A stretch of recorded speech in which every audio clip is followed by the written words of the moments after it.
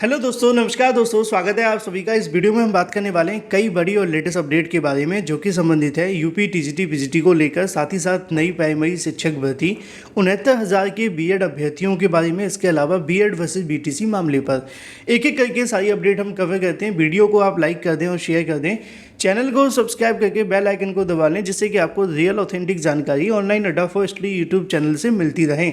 बात कर लेते हैं सबसे पहली अपडेट को लेकर जो कि संबंधित है यूपी टीजीटी पीजीटी के बारे में। लेकिन उससे पहले आप सभी बेरोजगारों को बेरोजगार दिवस की हार्दिक शुभकामनाएं। वैसे तो इसकी कोई शुभकामनाएं बनती नहीं है, क्योंकि बेरोजगारी मनाना इससे बड़ा बुरा दिन क्या हो सकता है उन छात्रों के लिए जो लाखों रुपए अपने माता पिता के खर्च करके इस उम्मीद में हैं कि उनको एक नौकरी मिले।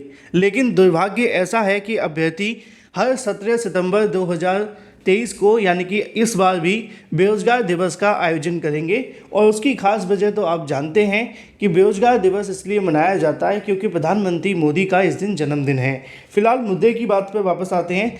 मुद्दे की बात है यूपी टीजीटी पीजीटी को लेकर। उत्तर प्रदेश के अंदर माध्यमिक विद्यालयों में बड़ी संख्या में टीचर्स के पद खाली हैं और इन पदों को भरने के लिए उत्तर प्रदेश माध्यमिक शिक्षा सेवा चयन बोर्ड को जिम्मा सौंपा गया था। लेकिन चयन बोर्ड बहुत ही बेकार आयोग था, जैसे कि यूपीएससी, वो उससे भी गया गुजरा था, क्योंकि उनके माध्यम से रिक्त पदों के अध्याचन या फिर आयोग के अधिकारी, इतनी पावर उनके पास नहीं थी कि वो रिक्त पदों की जानकारी निकाल सकें। और यही वजह देखने के लिए मिली कि बड़ी संख्या में टीजीटी पीजीटी में बेरोजगार होने के बावजूद भी छात्रों को नौकरी नहीं मिल सकी। उसी को लेकर नीचे लिखा हुआ है कि अगर बात की जाए संयुक्त आह्वान पर राष्ट्रीय बेरोजगार दिवस को सफल बनाने के लिए अभ्यर्थियों के माध्यम से नीचे तैयारियां की गई हैं। प्रदेश के अंदर रिक्त पदों को भरने के लिए चुनावी वादे को पूरा करने के लिए सरकार बिल्कुल भी गंभीर नहीं है। इसी वजह से जानबूझकर नए शिक्षा सेवा चयन आयोग को गठन को यहाँ पर क्रियाशील होने की वजह से भर्तियों में देरी की जा रही है। ऐसे में अगर बात की जाए सरकार के रवैये से, टीजीटी पीजीटी के सभी 25,000 जो खाली पद पड़े हुए हैं, एलटी ग्रेड शिक्षक भर्ती समेत प्रस्तावित व लंबित भर्तियों पर आचार संहिता लागू होने से पहले से पूरी होने की संभावना नगण्य है, जिससे कि युवाओं में आक्रोश है। इसी को लेकर अभ्यर्थियों के माध्यम से आज की तारीख में राष्ट्रीय बेरोजगार दिवस मनाया जाएगा, जिसको लेकर अभ्यर्थी प्रयागराज के अंदर धरना प्रदर्शन या फिर वहां पर जाकर अपनी मांगें रखते हुए दिखाई देंगे। और टीजीटी पीजीटी के अंदर बड़ी संख्या में पद खाली हैं, ये तो आप भी जानते हैं, और एलटी ग्रेड शिक्षक भर्ती को लेकर भी पदों की संख्या खाली है। लेकिन दोनों के विज्ञापन जारी होने की सबसे बड़ी वजह, एक है योग्यता का विवाद और दूसरा है आप सभी नया शिक्षा सेवा चयन आयोग। बात कर लेते हैं अपनी अगली अपडेट के बारे में जो कि संबंधित है बीएड वर्सेस बीटीसी मामले पर। फिर बात करेंगे 69,000 शिक्षक भर्ती के बेज कोर्स के बारे में। बीएड वर्सेस बीटीसी मामले पर सुप्रीम कोर्ट ऑफ इंडिया की तरफ से दिए गए आदेश को अभ्यर्थियों ने रिव्यू याचिका के माध्यम से चैलेंज कर दिया है, जिसकी जानकारी आप सभी को मैंने कल देर रात को आकर भी दे दी थी। अब इस रिव्यू पिटीशन में क्या होगा, दो बातें हो सकती हैं। पहली, या तो इसको रिव्यू को एक्सेप्ट किया जाएगा, और दूसरी, या तो इसको एक्सेप्ट नहीं किया जाएगा। अगर एक्सेप्ट किया जाता है तो ओपन कोर्ट में सुनवाई होगी, अगर एक्सेप्ट नहीं किया जाता है तो कोई भी सुनवाई नहीं होगी और मामला रफा दफा कर दिया जाएगा कोर्ट के माध्यम से, चैम्बर में से ही। लेकिन उसके बाद एक मौका छात्रों के पास होगा क्यूरेटिव याचिका फाइल करके। अब जब ये क्यूरेटिव याचिका फाइल की जाएगी, उसके बाद इस मुद्दे पर एक अंतिम सुनवाई देखने के लिए मिल सकती है। छात्रों की मांग है कि इस मामले को 5 जजों की पीठ के अंदर सुना जाए, जिससे कि जो अभ्यर्थी बीएड को लेकर इंतजार कर रहे हैं, बीएड को कुछ उम्मीदें बची हुई हैं सुप्रीम कोर्ट ऑफ इंडिया से, वो पूरी हो सकें। फिलहाल देखना ये होगा कि रिव्यू पे क्या होता है। अगर रिव्यू एक्सेप्ट नहीं होती है तो फिर अभ्यर्थी क्रिएटिव याचिका की ओर जाएंगे, क्योंकि इसको लेकर अभ्यर्थियों के माध्यम से कल याचिका फाइल कर दी गई है। और जो डिले हुआ है इसको दाखिल करने में, उसको लेकर रीज़न भी यहाँ पे दे दिया गया है, जैसा कि आप सभी देख सकते हैं। और मैंने बताया भी था कि 30 दिन बाद भी याचिका फाइल की जा सकती है, साल बाद भी फाइल की जा सकती है, लेकिन आपके पास एक वैलिड रीज़न होना चाहिए, चाहे वो आपकी आर्थिक स्थिति को लेकर हो, मेडिकल या फिर कोई और भी।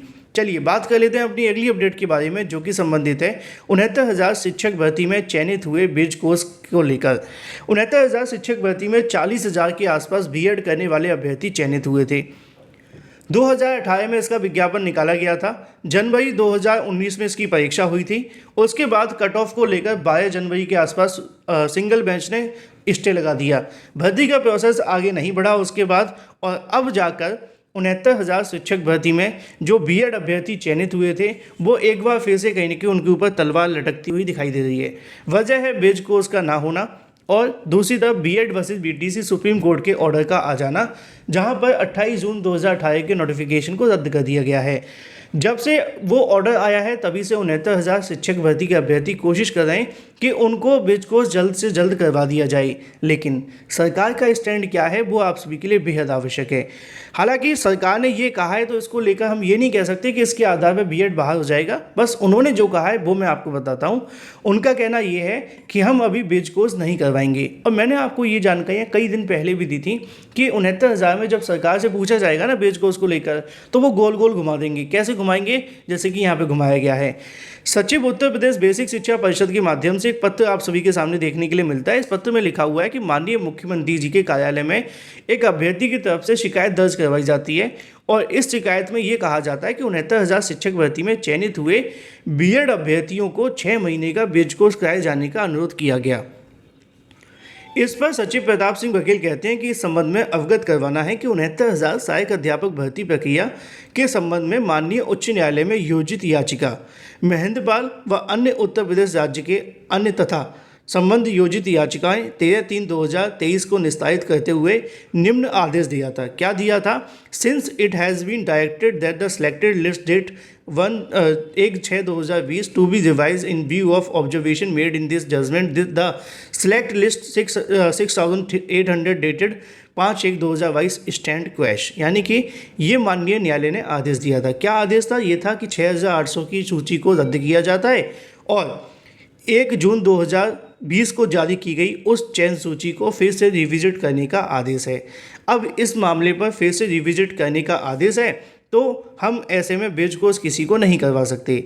यानी कि उनको भी पता है कि अगर रिविजिट किया जाता है ये मामला तो शायद कुछ अभ्यर्थी अंदर बाहर हो सकते हैं। इसी वजह से अभी 69,000 शिक्षक भर्ती में किसी को ब्रिज कोर्स नहीं करवाए जाने को लेकर सरकार का कहना है, लेकिन कोर्ट इस बात से सहमत होगी कि नहीं ये देखना महत्वपूर्ण है, क्योंकि ये जो आदेश जारी किया गया है वो 13/3/2023 को है, और कोर्ट की जो गाइडलाइन है, एनसीटीई की जो गाइडलाइन है, वो आप जानते हैं कि 1/6/2022 में कंप्लीट हो जाती है। यानी कि 2 साल जो कंप्लीट हुए हैं वो यहाँ पे हो गए थे 1/6/2022 में।